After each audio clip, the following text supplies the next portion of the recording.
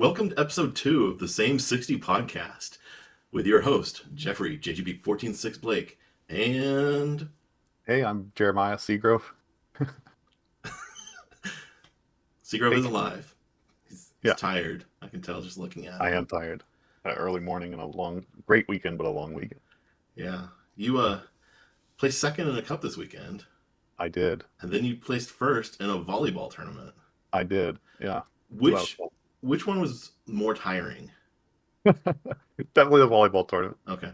We had top four and then finals back to back. So All right.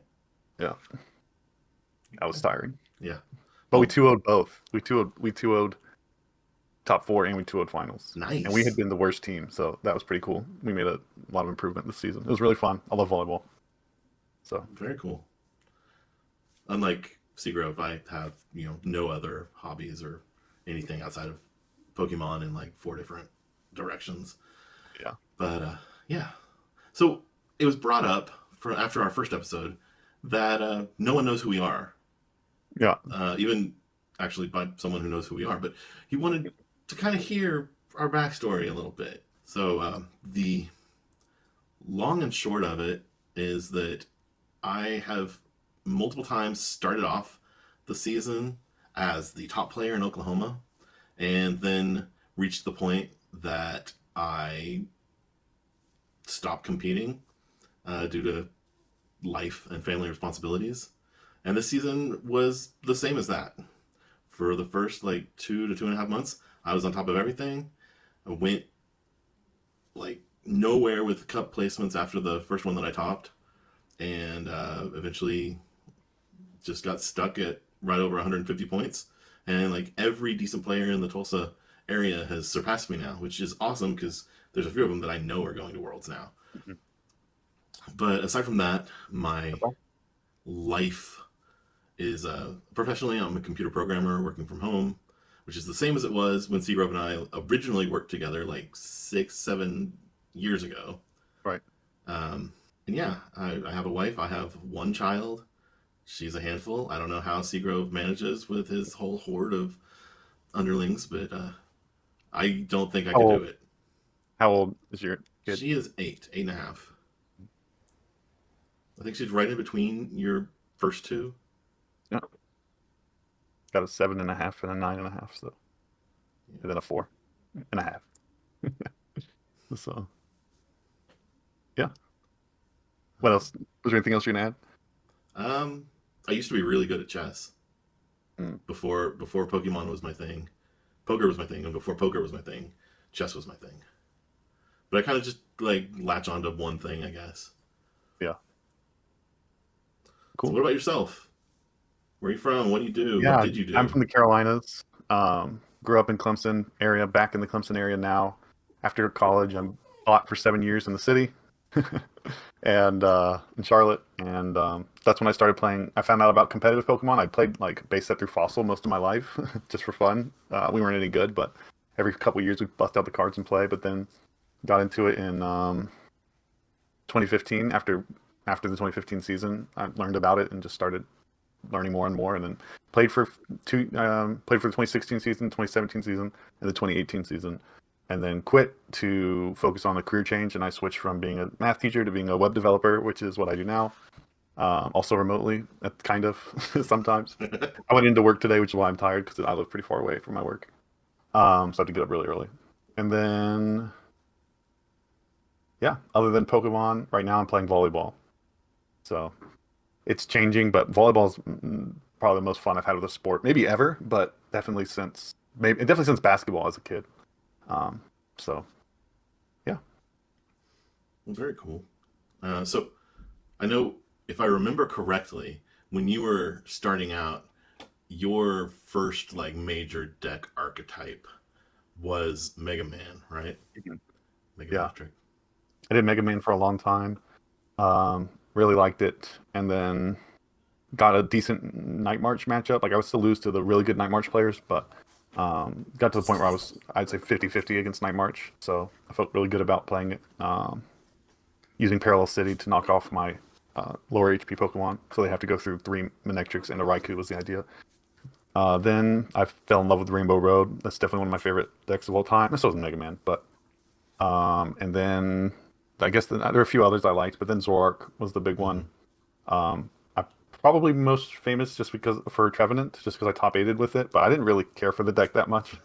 Um, I just had a good run with it. I had a really good list. I got it from originally from Cena, and then Chris Dillard, who was the other person in our team, uh, helped me with a few switches, and I think that list was really, really, really good. Wait, And then you said Cena, right? yeah, Is in Cena?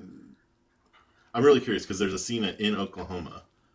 I don't think it's him, Okay, but maybe it is. I he's don't like know. big time in the judging, No, organizing he side doesn't of the game. judge. All right, well, Um, it's a unique enough name that I had to ask. yeah. So then, yeah. So then I played that deck, and the one thing about that before, besides like I don't remember what the card is called, but it's moved a special energy from one of your opponent's Pokemon to another one. Besides that, the big thing about it that Chris came up with was scoop up Cyclone instead of computer search. Mm. Um, and after I played that, there was a poll. I don't know if I made it or somebody else made it. It was like, what's the best A spec for Trevenant? And it was like everyone still voted computer search. And then the next tournament, Aaron Tarbell took on Chris's idea of scoop up Cyclone. And then after that tournament, there was another poll, and then on that one, scoop up Cyclone won. Nice. So yeah, that's more than enough about me, I think. Yeah, my early days were all about Volcanion EX Hmm. and learning the ins and outs of Rukan's special list that he still claims is nothing special, but I was not good enough at the time to do as well as I did with Right. that deck. So um, Hmm. And we met up because you messaged me about Rainbow Road and asked for help with it. Do you mhm. remember that? Yeah, Yeah. you were so my perspective on it was that you were like big time because you were the most like you gave the best answers out of anyone. You and Rukan basically were On the Reddit. two people on Reddit for the Pokemon TCG Reddit that like really seemed to capture the ins and outs of what it took to play the competitive Pokemon card game, or I guess I should say Pokemon trading card game competitively. Yeah. I think And so I reached out to both of you guys to try to help myself improve, mhm. and I would say it worked, Yeah. but I don't have any accolades like a top eight finish or anything like that as of yet.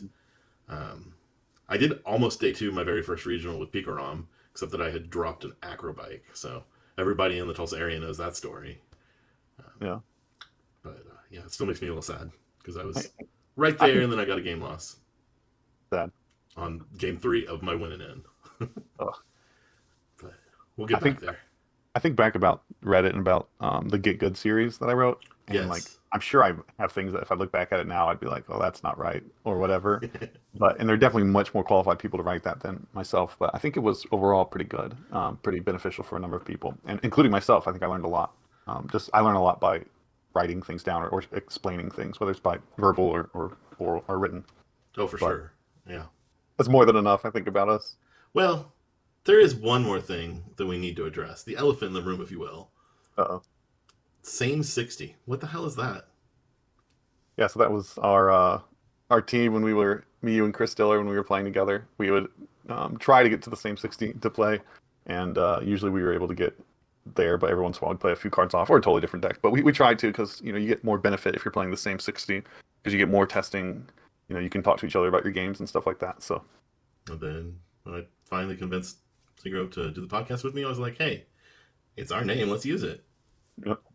It's a good name. It's a good idea to actually play the same 60 as your team.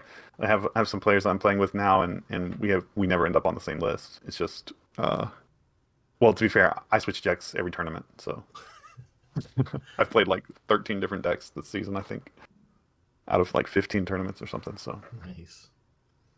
Yeah, I'm not that high. Like some of my decks are, like switching from Lost Zone Giratina to Lost Zone Charizard EX. Like, yeah, it's, that's those are different decks though. I mean, they They're are, but similar, they're but they're different. not.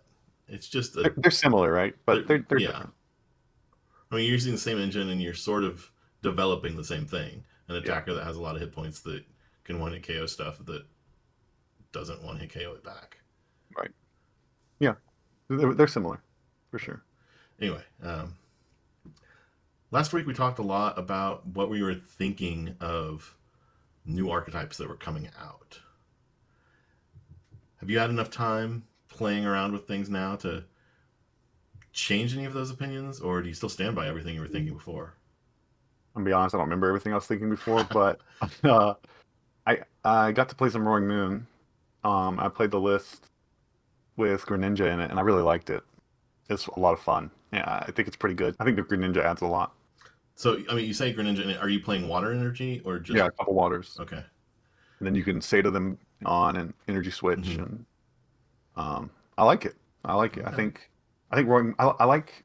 So one thing I've been thinking of a lot recently is I need to play decks that play the most good cards. Like Sableye is a really good card, and Greninja is a really good card, and I think Roaring Moon is too. I think so the big thing about Giratina is it can one shot stuff, and it has Sableye to clean stuff up and take multi prizes.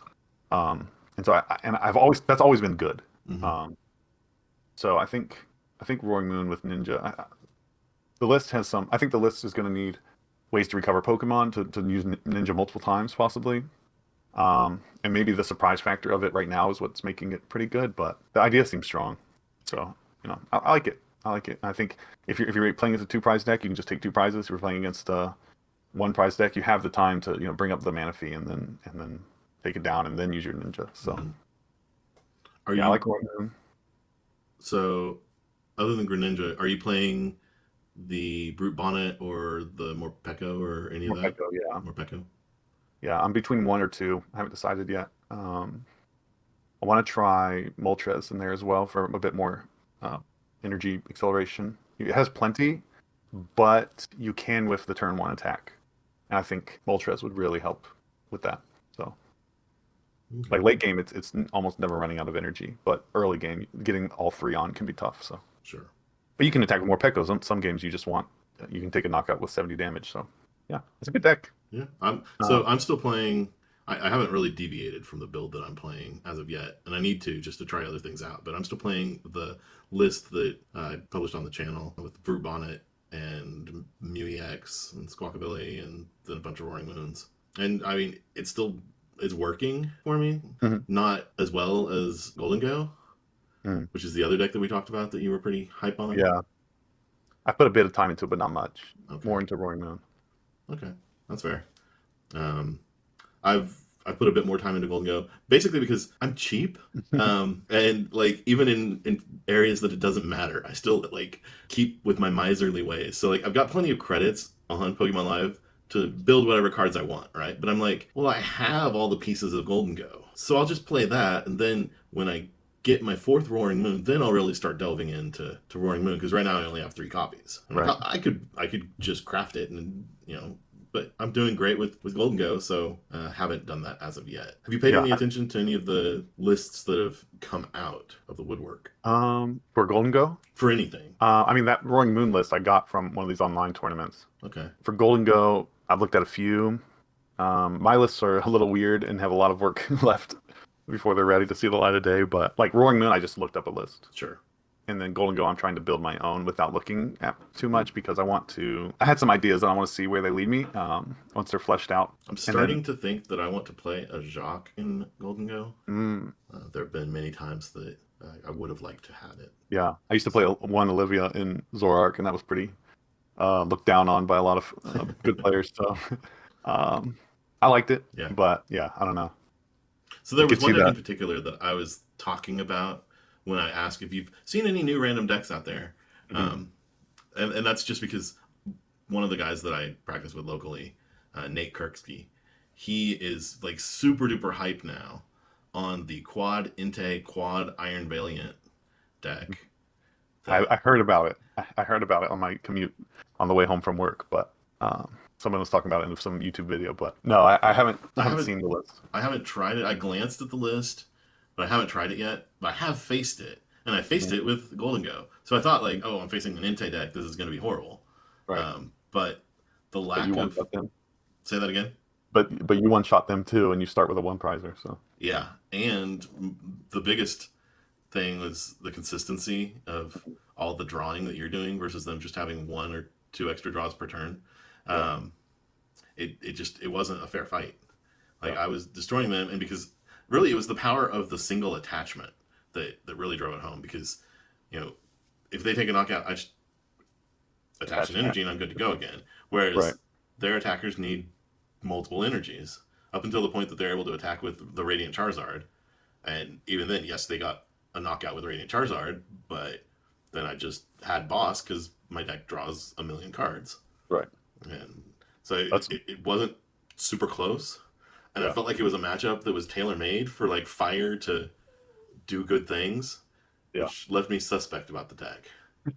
yeah. I mean, it's basically so that is a bit different because it can do the like I'm gonna switch a bunch and take a knockout on something little, right? Mm-hmm. Um, where Roaring Moon can't do that. But that was the issue with Roaring Moon against Goldingo is like you can get the first knockout, but then they can knock out and get a two prizer, and then they're ahead in the race. Yep. So I don't know. That's part of the reason I like the Greninja. Um, but as that becomes, if that becomes a widely known thing, that's going to lose. It's probably going to lose its edge because of Manaphy coming down or whatever. Well, So and again, if we're specifically talking about Golden Go, they increased their ability to use the evolution TM, and suddenly Greninja's not mhm. much of a threat. Yeah, but once if the evolution team does come out, then you have that two prize option. Sure. Do you play the 50 or the 70 HP? The 50, just because I didn't think the 70 had more drawbacks in like The retreat retreat cost? cost and not having call for family, Mhm. and the extra 20 HP, unless I was playing all 70s, it doesn't matter. Either way, it doesn't matter against Greninja, right? Right. And if you're looking at it and thinking about Sableye. Sableye, well, if you have two Gimmigholes down and your opponent's using Sableye, something has gone very wrong. Okay. Yeah. Like, I know sometimes Lost Box can get a Sableye going. They can get 10 in the Lost Zone on turn one. Sometimes. Yeah, turn two usually, but Right. Well, and that's what I mean is yeah.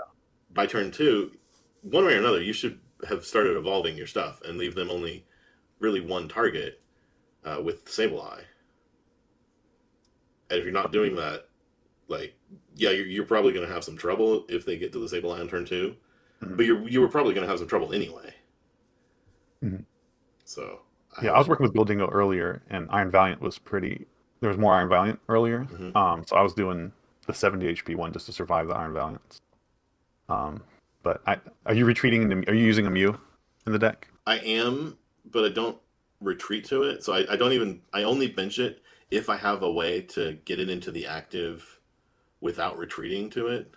Okay. Because I also want to be able. I mean, I say only, and I'm like presenting this as like a strict rule set, and it's not like that. I don't have enough experience piloting the deck to have any like hard and fast rules. Like I had a hard and fast rule that only had a few scant exceptions with Rapid Strike, and that was you always squawk turn one. Uh, Okay. but I don't have any rules that extreme yet for how to play Golden Go. But I do try against any deck that is going to do better by knocking out single prizers or like that can do things like what Iron Valiant does. I try to prioritize getting the Evolution TM out, and I haven't as of yet. I've only prized it one time when I needed it so far, and they weren't able to get there with the plays they needed to make that one time, so it didn't matter. Yeah. For this is not related to those, but with one thing I've been thinking about is putting Bayonet into decks to finish off KOs. Like I still haven't gotten around to Cloth yet, but I want to try Cloth, and I'm like, well, what if I'm clothing and I'm missing something barely, then I can finish it off with Bayonet. But then you're putting a two prizer down. But then I was thinking the same thing about like, what like a Toad Bats? What if you played Bayonet Iron Valiant? Hmm. And that just occurred to me for the first time today, I think. So that's another one I want to try out. That is an interesting thought. It's like could be pretty good. It's it's got the Toad Bats angle, but then also you go first, and they don't have anything but like a low HP Pokemon. You can just win the game. You Sure, still get that Iron Valiant thing because you're gonna be playing a ton of Switch cards. So that's one of my projects for this week okay. is I'm the net interested Iron in Valiant. and then I'm claw. interested in hearing how that goes because that's intriguing for sure. Yeah, I hope it works out. It sounds like it's gonna. It sounds like it could be good, right? I have a feeling it's not gonna. I'm not Well, gonna crack it. the thing that I'm curious about is how you handle draw support for it Mm, to maintain the kind of consistency that you need. I don't know yeah, if you try to do a Z2 engine alongside it or a Guardi engine, I don't think you have bench space and that's exactly where I'm for hesitant. something. It's gonna play a bunch of Zizus, so hand lock them and then draw them. I'm just kidding, but I don't know what I'm gonna. It'd probably be heavier support accounts, but we'll see. Have you played against or with any Iron Hands decks enough to Um, have thoughts? Not enough to have thoughts. I've played a couple, but I think I was playing Charizard at the time. I played Charizard at my cup this weekend, so I was still kind of playing that even into the meta online. Hmm. And so I just avoided Pidgeot in case they're playing the thing that added 20 damage. I mean, that's in the Raikou matchup, you're avoiding Pidgeot a lot anyways. So I'm just kind of used to that. So if it seemed like Chen Pao was playing Iron Hands or whatever, I was just avoiding Pidgeot. Okay. What about you? What have you found about Iron Hands? Basically, be careful with Luminion is the short of it. So specifically, the matchup that I've been looking at the most, that I've played a number of times now, has been the Goldingo versus Chen Pao with Hmm. Iron Hands. Generally speaking, Golden Go just destroys because it's got the weakness factor as well. But Hmm. there was a game where they managed to do a like hit and then they got knocked out, but then they followed up with a Greninja for 3 prizes onto like a Mew and the injured Golden Go. And then I think if I had thought about it, I could have recovered without playing Luminion down, or I could have at least tried harder.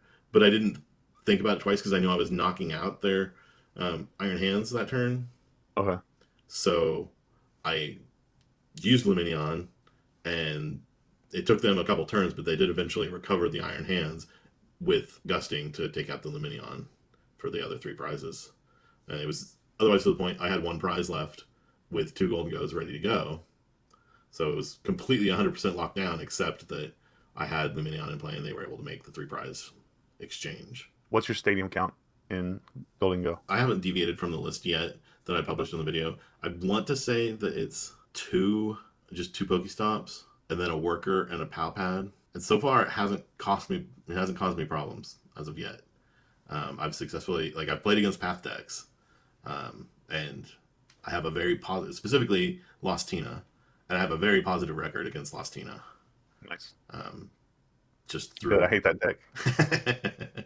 yeah, a lot of it's a love it or hate it deck, and I kind of feel both emotions at the same time. Yes. Yeah. A lot of people in our area play it, and they've been playing it for I don't know how long. I think before I started playing again, or maybe yeah, I think before I started playing again, they were already playing it. So like, and then there's no weakness to it either. So I felt like if I came in and I switched to it, I would just lose to people who are more experienced with the deck than I was. And then also it's felt pretty inconsistent to me um, overall. So Yeah, you definitely have to find the right builds with it because that's what ended up. I had a build that felt really consistent, and then I started changing a couple things. So I was like, oh, it'd be better if I do this, and it fell apart. it fell apart to the point that I was just like, I'm sick of this crap. I'm done, Yeah, and switched over to Lost Zone Charizard EX, which, like, ironically, like, it's more consistent. yeah, stage 2 that is more consistent. It's felt more consistent to me as well. I think it's just because you can miss Fulgus. I think that's what it is. Yeah, Um, yeah, not being reliant on hitting 7 in the Lost Zone before you can start doing things is is very nice in a deck where you still benefit from the Lost Zone perks. yeah, I like that deck. I enjoyed it. Got me a challenge win. Oh no. So which version of Zard were you playing this weekend then? I was actually playing Arceus Pidgeot Zard. Okay.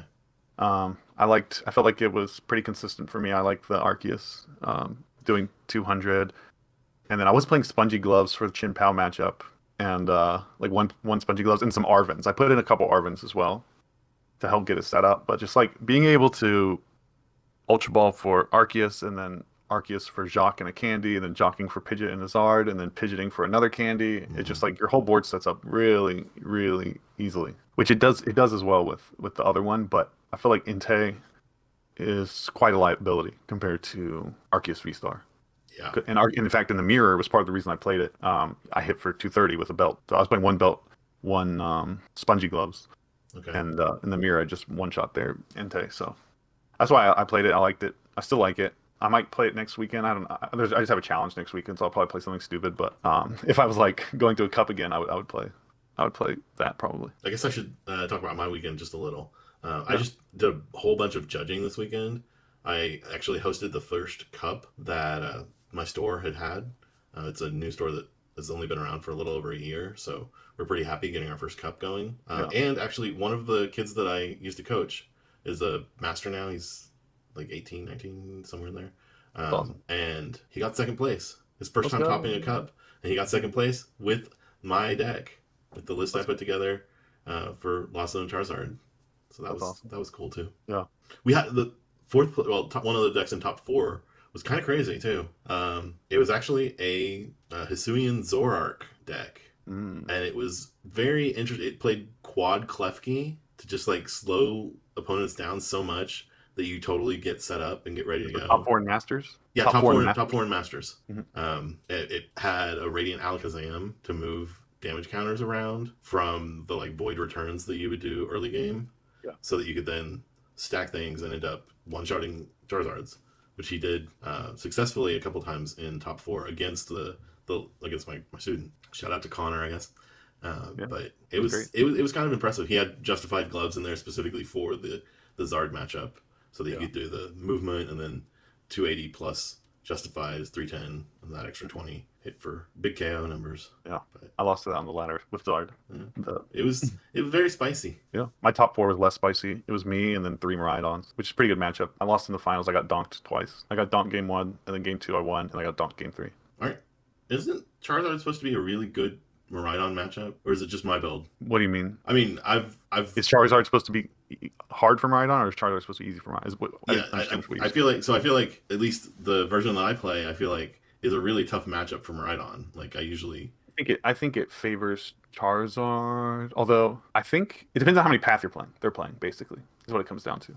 If Miraidon's playing a lot of path, it's favored for Miraidon, I think. But otherwise, it's it favored for probably that is where my build has less trouble because Path doesn't hurt me as bad because like the only abilities that I have that I kind of would care about are the abilities on Charizard, and I have so many switching cards to do the Lost Zone stuff. I can Oh, you're get talking about through. Lost Zard. Well, I was talking about Charizard in general, Hmm. but Yeah, I Lost always Zard's a lot view less it scary. I always view it through the lens of Lost Zard, which is Yeah, obviously quite different. yeah. I feel pretty good about the Miraidon matchup in general. I just Just dead you got twice. unlucky. But JW was talking about on his podcast about the matchup, and I think he favors Miraidon in the matchup. But he was also playing like I want to say three path. Hmm. But yeah, Lost. I think Lost Zard's probably better. Lost decks tend to do well against Miraidon as well. So, but then again, JW was saying he felt pretty good against those as well. He won quite a few of them, and I think he was playing Collapse Stadium Yeah, to turn it. I listen to their podcast too. For those of you who aren't familiar, Mahone and JW and Jesse Parker have their own podcast that you can check out, the Tag I think Team Riley's on it podcast. too. And yeah, he definitely put a lot of emphasis on how good Collapsed was against Lost Zone decks. And I guess one more shout out for my locals, right? A player named Michael White won both cups with Nice. Turbo Lost Box. So he had gotten close repeatedly throughout the season, but he never quite finished things out. And then to have him go back to back was pretty impressive. I was Yeah, happy that's for great. him. Go, Michael. Says he.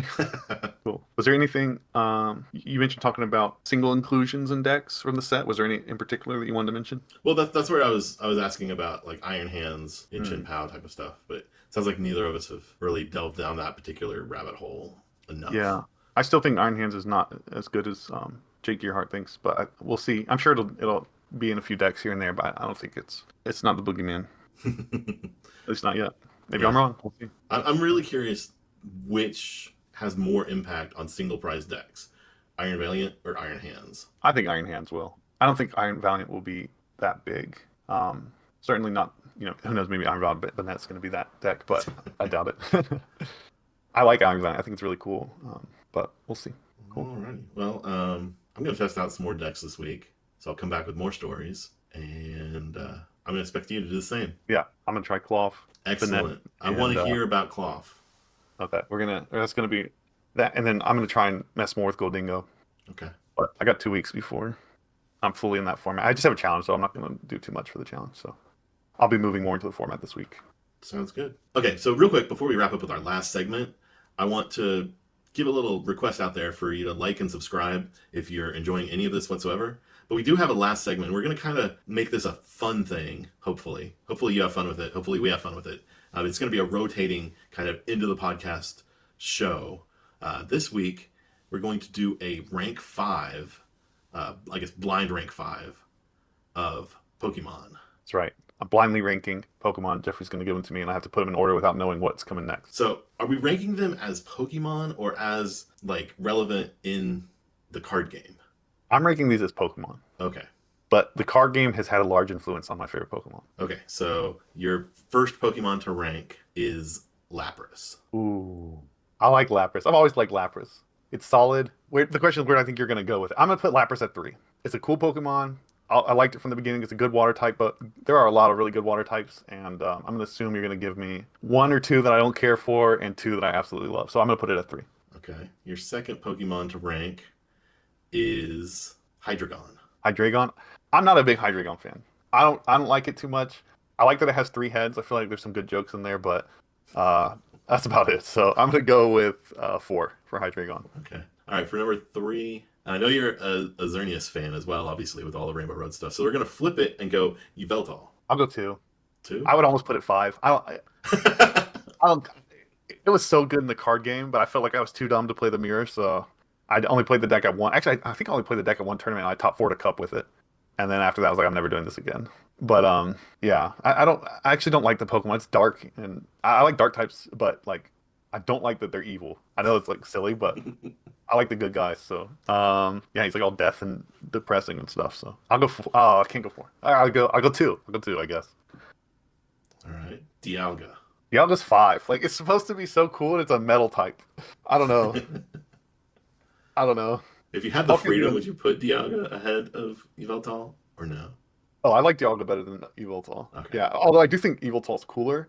It's just it's got evil in its name, and I don't know. I always like the good guys. So That makes sense. Did you know in Pokemon Go, Yveltal is basically like strips of bacon connected? no, but that's what it looks like when it's shiny, right? Yeah, that's what I'm talking about.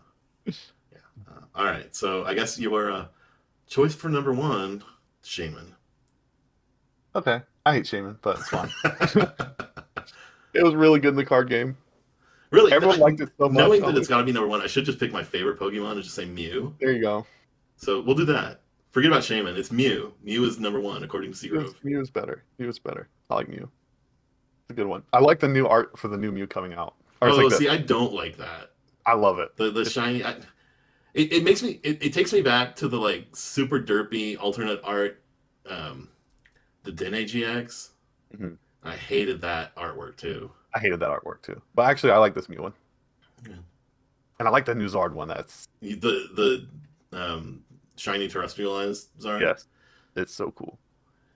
See, I'm not a big fan of what they're doing with the art to represent terrestrialization. Like it I looks, don't actually like terrestrialization at all. I think it looks lame, but yeah. Well, it looks freaking cool in the video games, but then the way they do it on the cards looks dumb.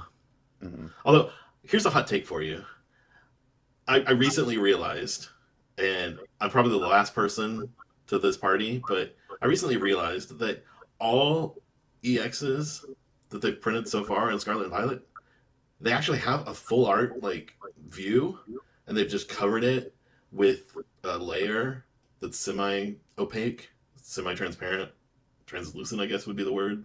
Yeah, And I hadn't noticed that until I didn't know that. I saw Golisopod EX, because it's really clear that you see his full body down with Yeah, not so much text and stuff. And so I've been like looking for that now to like extend and look at what the cards would look like if they were full art without that layer obscuring things. mhm. And repeatedly, I'm coming to the conclusion that the best artwork is actually if they just did that. If they just made it like took away that layer Yeah. and just made it a full art of that art. That's the best looking card that they have for so many of the Pokemon. I like a lot of the EX. regular arts. It makes me sad that I can't like go in. Maybe I'll like hire an artist to someday make that happen for me. Ruin some cards. Sounds good. All right, and with that, again, like and subscribe. I'm going to try to say that at the beginning of the episode next time. But this has been Jeffrey, JGB 146 Blake, and And Seagrove. Thanks, everybody.